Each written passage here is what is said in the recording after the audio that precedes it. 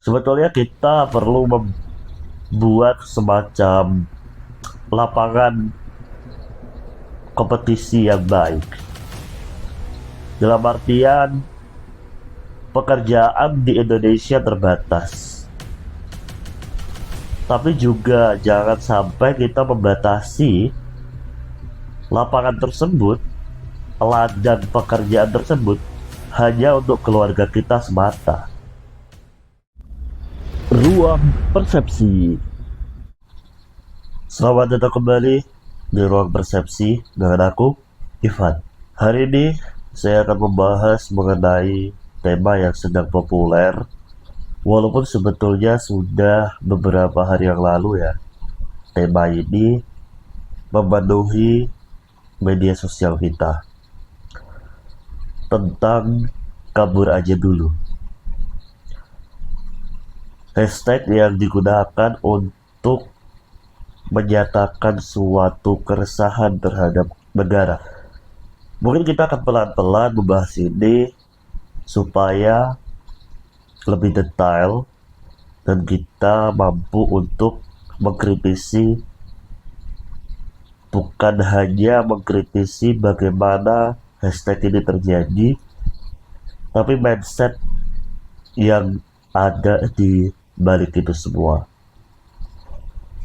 Oke, kita mulai dari paradigma yang paling mendasar, yaitu cinta kepada negara. Ketika hashtag ini muncul dan rame diperbincangkan di media sosial maupun di offline, satu komentar yang paling menonjol adalah, kamu kabur ke luar negeri, berarti kamu tidak nasionalisme. Apakah betul pernyataan itu pantas dilontarkan? Perlu kita pahami terlebih dahulu apa itu nasionalisme. Menurut saya, nasionalisme adalah kecintaan kita terhadap bangsa di mana kita dilahirkan di situ. Bentuk kecintaan seseorang itu sangatlah subjektif. Apa maksud dari subjektif? Berbeda-beda tergantung siapa yang mencintai. Kecintaan saya terhadap negara dan kecintaan kalian terhadap negara mungkin sama besarnya, tapi cara untuk menyatakan itu tentu saja berbeda. Semisalnya begini, ada orang yang cinta kepada Indonesia dan dia mengabdikan dirinya untuk membenahi kualitas orang di Indonesia itu dengan menjadi guru, kemudian dosen, maupun pengajar pendidik yang lain.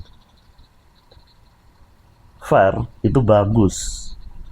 Itu salah satu cara mencintai negara.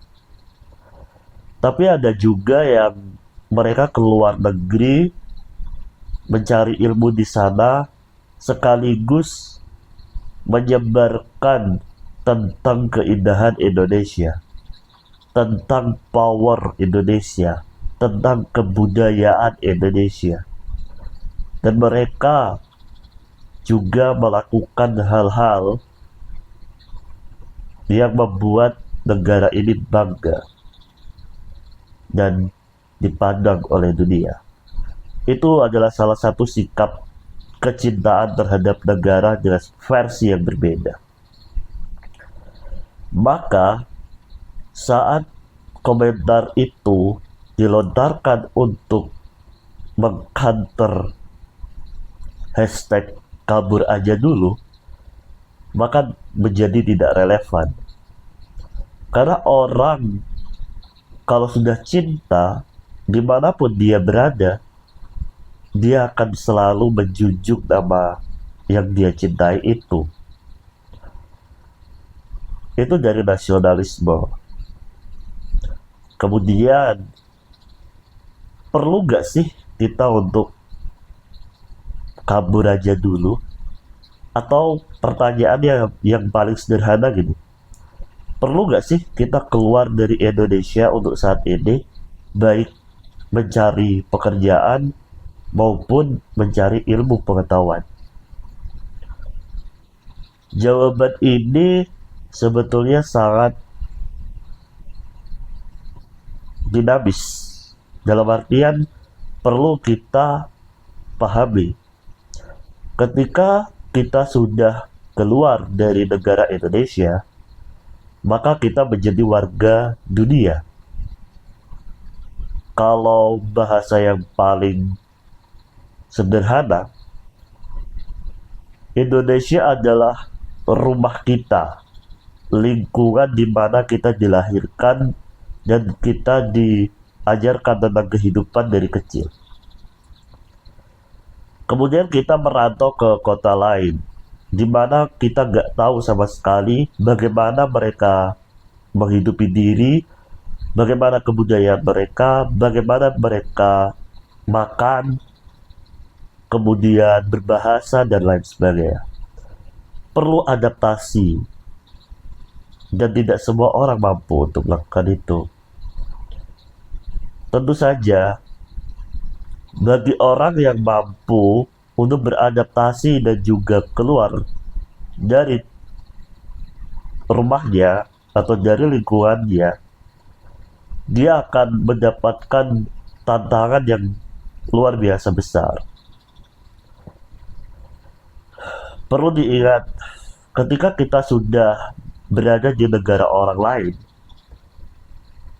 saingan kita tidak hanya sesama pribumi Indonesia, tapi lawan kita juga penduduk lokal negara yang kita tempati itu, sekaligus orang-orang dari negara lain yang juga mempunyai keinginan dan harapan yang sama untuk mencari apa yang kita cari di negara tersebut. Contoh begini, ketika kita ingin bekerja di Jepang, maka kita akan bersaing dengan warga Jepang itu sendiri sebagai penduduk lokal negara tersebut, tapi juga bersaing dengan negara-negara lainnya yang mengirimkan orang-orangnya untuk bekerja ke Jepang. Begitu. Jadi persaingannya akan jauh lebih ketat, jauh lebih solid, dan kita hanya bisa mengandalkan diri kita sendiri. Gitu. Apa yang perlu kita siapkan sebetulnya untuk menjadi pesaing yang kuat di negara orang lain? Tentu saja bukan ordal ataupun koneksi keluarga, tapi bagaimana kita beradaptasi dengan lingkungan baru, kita mau belajar, kita tidak mau untuk kalah dengan orang lain, ada semangat, tantangan di situ. Jadi kita memerlukan yang namanya skill dan juga spirit pantang menyerah. Skill saja mungkin tidak cukup jika kita tidak mempunyai aura pesaing gitu. Kalau kita mempunyai kemampuan yang bagus di atas rata-rata, tapi kalau mental kita lemah, kita mudah untuk diprovokasi, mudah untuk dijatuhkan oleh lawan, maka kita tidak akan kemana-mana.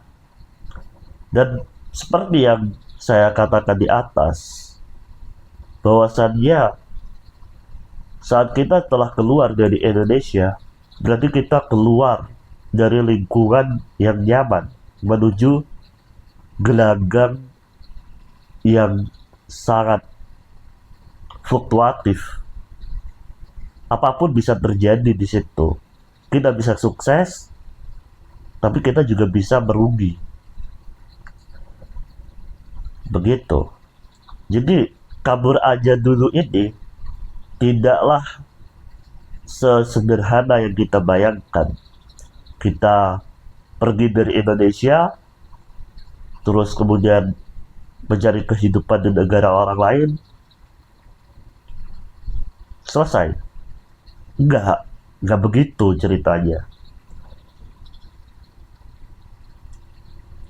Karena kalau kita tidak mampu bersaing dengan orang lain, ya kita akan menjadi warga yang kelas rendah di sana gitu. Dan boleh jadi hidup kita lebih sengsara di sana daripada hidup kita di Indonesia, kan begitu. Terus kemudian apa sih yang perlu kita lakukan sebetulnya untuk mempunyai harapan di negeri sendiri? Sebetulnya kita perlu membuat semacam lapangan kompetisi yang baik. Dalam artian pekerjaan di Indonesia terbatas. Tapi juga jangan sampai kita membatasi lapangan tersebut, ladang pekerjaan tersebut hanya untuk keluarga kita semata. Apa yang perlu kita lakukan? Kita harus melakukan meritokrasi. Mencari yang benar-benar baik, mencari yang benar-benar siap untuk bekerja, dan kita posisikan di tempat tersebut. Pos-pos pelayanan itu membutuhkan orang yang tepat, bukan orang yang mempunyai koneksi keluarga. Gitu. Budaya-budaya ordal, budaya-budaya nepotisme, baik di swasta maupun negeri, sebetulnya menjadi salah satu faktor kenapa kita sulit untuk mencari pekerjaan di Indonesia. Ya, bayangkan saja ketika ada perusahaan yang dia hanya mau merekrut seseorang atau pekerja jika orang tersebut, calon pekerja tersebut mempunyai koneksi dengan perusahaan tersebut. Gitu. Itu yang namanya ordal atau nepotisme kan. Hal ini menjadi hal yang sangat buruk ketika sudah berbicara tentang pejabat publik. Pejabat publik itu mereka ditugaskan untuk melayani segala apa yang dibutuhkan oleh warga negara atau warga daerah tersebut. Ketika posisi itu hanya diwariskan kepada orang yang mempunyai koneksi dengan mereka atau bahkan keluarga mereka, tentu orang-orang yang ada di bawah itu, orang-orang yang menjadi bos sesungguhnya, yakni masyarakat, tidak mempunyai kesempatan untuk memberikan ide dan juga kreativitasnya untuk memajukan daerah atau negara tersebut. Begitu. Jadi jangan sampai hashtag kabur aja dulu kita sikapi secara negatif. Harusnya kita menjadikan hashtag itu sebagai cermin. Apa yang perlu kita perbaiki dan bagaimana cara kita untuk memberikan rasa kompetisi di antara para pekerja di Indonesia. Karena terkadang kondisi tidak nyaman akan membuat orang giat untuk memperbaiki dirinya. Ya kalau dia ada di posisi nyaman terus, kemampuannya ya akan begitu-begitu saja. Berbeda ceritanya ketika mereka sudah mempunyai pesaing yang siap merebut kedudukan mereka ketika mereka tidak melakukannya dengan baik. Kan begitu. Saya kira ini ya hal mendasar tentang kabur aja dulu. Kita tidak bisa memberikan statement buruk terhadap mereka yang memilih untuk bekerja atau mencari ilmu pengetahuan di luar negeri. Karena siapa tahu dengan mereka berada di negeri orang, mereka mengkampanyekan tentang kebesaran Indonesia itu.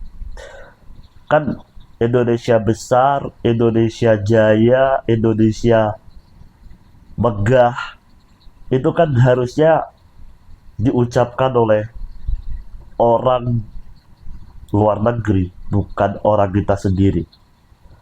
Apa gunanya kalau kita sendiri yang bilang Indonesia besar, tapi kalau penduduk dunia bilang biasa-biasa aja, nggak ada untungnya kan gitu. Terima kasih udah menonton video aku. Jangan lupa kritikannya, share, like, and comment, dan juga subscribe. Terima kasih.